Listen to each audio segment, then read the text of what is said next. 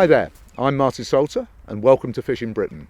Coming up, we've got salmon tips from Chris to Margary, we've got the Fishing Britain news, and we've got the very best of fishing on YouTube. But first, we're here to talk about carp. Not necessarily the carp everybody thinks about, these big 50-pound fish, but a much more subtle species called the Crucian Carp. And we're here on the lovely Warwick water, just outside Newbury, a water that has embraced the principles of a campaign that's close to the heart of all of us at the Angling Trust, the Crucian Carp Conservation Project. Well, either someone's opening a tackle shop by the side of Warwick's water, or there's somebody fishing here.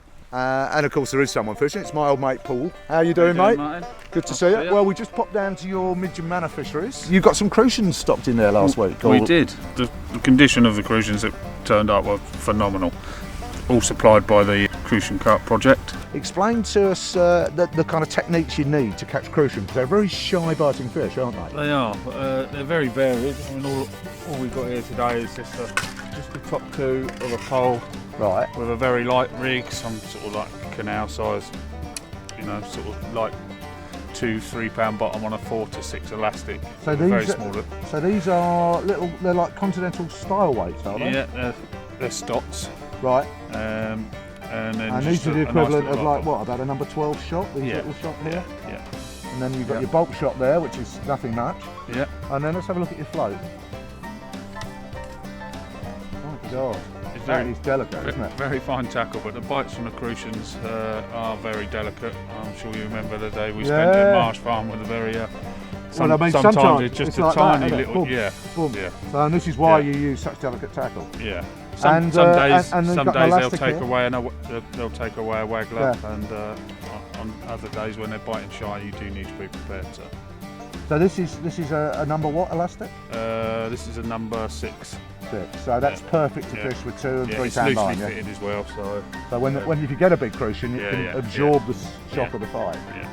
And what about on the business end? What have you done bait wise? We're just trying a few maggots today. I've got various other bits and pieces, and good old fashioned sweet corn. So chrysalis will do as well. Yeah, caster. Maggots, sweet corn. Bits of bread. Do they work? Yeah, bread. Tiny pieces of luncheon meat. Right. There's nothing special, you know. They'll take most things. If it's a caster or good, you can bury the hook inside a caster if they're very shy biting. All right then, Paul, let's see some bragging. Well, after our unsuccessful day at Marsh Farm that me and you had, I did return, and that was the best brace that I had, which was a 314 and a 310. Oh, it's beautiful. Absolute stunners. Of course, our plan is to be able to do this here in the Kennet Valley. Yeah, and you know, I don't know if they'll get that big, but it certainly did used to hold 3 pound crucians in some of these waters. This little fish has seen a decline in habitat.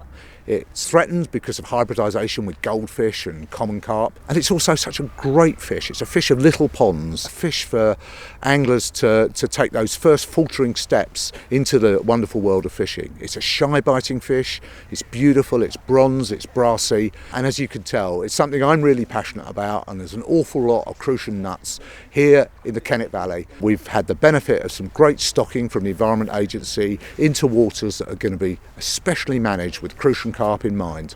Newbury Angling Association has taken the Crucian Carp campaign to heart, and I'm joined here by Keith, a long-time member of the club's committee. Can you explain to us why Newbury Angling Association have decided to make crucians crucial? Well, one of the things that has been painfully obvious is that the population of crucian generally has been reduced, and because with the particular emphasis on carp fishing generally, as a club we're always looking to move forward. And I remember when you actually spoke to myself and one of my colleagues at the AGM and said would we be interested in as a club, and from the moment we started to discuss it there was a lot of enthusiasm. And also we're fully aware that any initiative that the Angling Trust runs is worth supporting in our opinion. That's very kind of you. The other thing is also we very much want to try and increase our young membership of the club.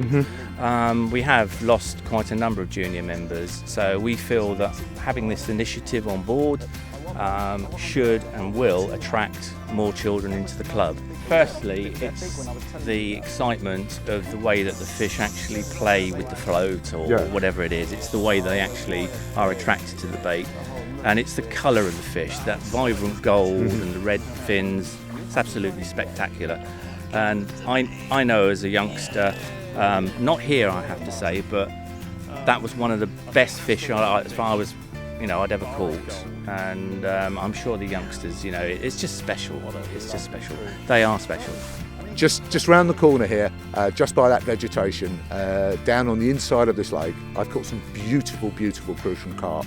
But sadly, of course, they've had to compete with other fish in the lake. So I'm delighted that the Newbury Angling Association are going to restock this lake, going to make sure it's managed with crucians in mind, because I really do think that this particular water could become one of the great Crucian carp ponds, certainly in the Thames Valley. Well, Bob, here we are at Warwick's water. There can't be many people who've had a lake named after them. How did that come about? Well, all the work I've done in the past, 60 years I've been in the club, and paperwork I've done for them and bits and pieces, and then I was treasurer, and now I've just sitting and taking a back seat now. So this is for services rendered to Newbury Angling Club, yeah? Correct. Fantastic. Now, we've talked about Warwick's water as a perfect venue for Crucian carp. Have you caught crucians here, Bob? I have caught crucians here. Any big ones? No, I seem to catch all the small ones. But no, about just under £2 was the biggest one I've had, biggest crucian. What does it feel like to have that big bar of gold coming into your land? Oh, lovely. I didn't realise it was a crucian until it came out. I thought, in those, I was young. Yeah. It was. I thought it was a goldfish to start with. When it was thrusting about. But no, when it came out, lovely, and I think crucians are terrific. With the stockings we've recently received courtesy of the Environment Agency, there's massive potential here in the Thames Valley for creating new crucian fisheries. But of course the premier crucian fishery, the one that has got all the headlines, is Godalming Angling Club's water at Marsh Farm down there in Surrey. Behind me is our Harris Lake, which is now famous for its Crucian carp, with fish up to £4 plus. And it was opened for fishing in 2004. And we made a conscious decision at the outset to make this our Crucian water, and to that end we sourced fish from a proven true strain from our own water at Johnson's. People often ask, how do we keep this as a top Crucian water? And to my mind there are four main issues. The first is water quality, most important. The second is predation. We want to maintain these crucians and keep them so we have cormorant control. The third is competition, and to that end we want to make sure our crucians are well fed, so we avoid putting bream in the water. And finally, of course, the most important is hybridisation. We've avoided that. We're not introducing common carp with that strain. The National Crucian Conservation Project was a brainchild of the angling artist Chris Turnbull, and our objective is to promote the conservation of Crucian carp, to spread good practice, to encourage the creation of Crucian habitat, and to advise on the best possible ways of managing Crucian carp fisheries for the future. And now, the Fishing Britain news.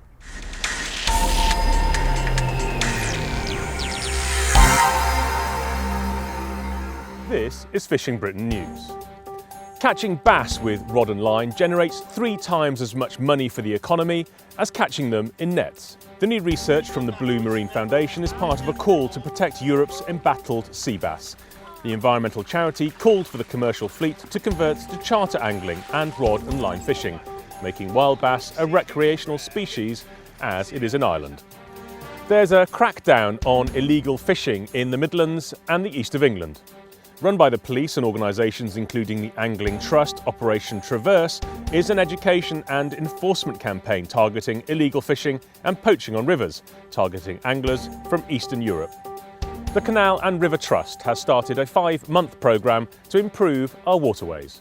These are the monster carp that were found when the region's canal was drained for important repairs. The works involved rescuing thousands of fish such as roach, pike, bream and carp from canals which were moved to other parts of the waterways before the repairs can start. Don't want to frighten you, but ... the Environment Agency has brought out this video visualising what would happen to Exeter if the River Exe flooded. Some elderly people were evacuated in October last year after flash floods hit the Devon county town. Chinese anglers are under fire for taking tourists fishing, but using bombs. Blast fishing is outlawed in many countries because of its adverse environmental effects. Now a group of fishermen in China are facing an official crackdown for their use of blast fishing techniques, in which homemade bombs are employed to stun and kill unsuspecting sea life.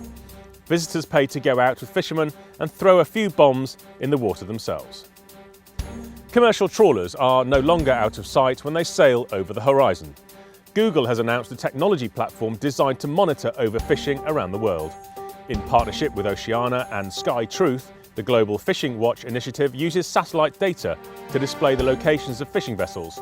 And finally, rare footage of one of our freakiest deep-sea creatures has had 10 million views on YouTube in just a couple of weeks. Researchers from the Monterey Bay Aquarium Research Institute used an ROV to videotape this rare deep-sea anglerfish in Monterey Canyon, nearly 2,000 feet below the ocean's surface. It has a face only a mother could love. You are now up to date with Fishing Britain News. Fishing for facts, landing the stories.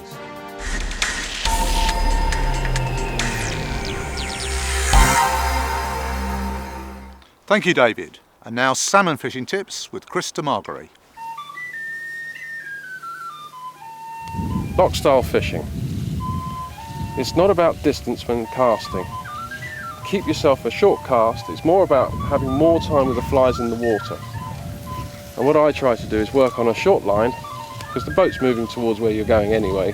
Where if you see a long cast, you see a fish rising 100 yards away, you don't need to sit there and start casting towards it. Just wait, keep your short line, work a short line, and in between casts you don't want to be standing there casting 6 or 7 times to get the fly line out, because by then you may be over the fish. What I tend to do is I'll retrieve in, bring it in, bring it in, bring it in, and we have a thing there where we dab the fly, and we lift and we just keep a bit of length of line out, dab the top dropper, and as I roll out, I roll it out and I let line go. So the next cast, it's one cast, and out she is, and I'm ready to go straight away. Thanks a lot, Chris. And now the wider world of fishing with Hooked on YouTube.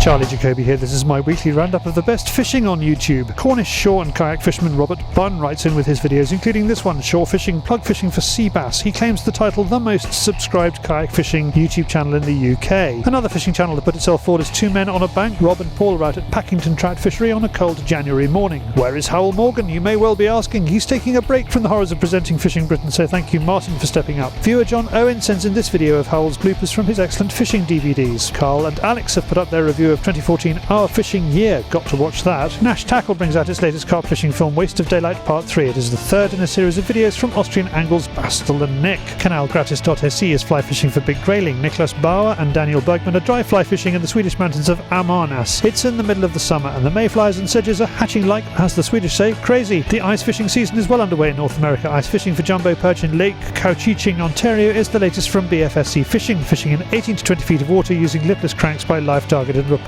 And finally, Buckeye Bunny Hunter went fishing, caught a duck. Oh dear, duck was not hurt. Click on the links to watch the videos, or you will find them in this film's description. If you'd like to send in a video for Hooked on YouTube, ping me the link, Charlie at fieldsportschannel.tv. Well, thanks very much for watching. This has been Fishing Britain, and we'll see you in a month's time.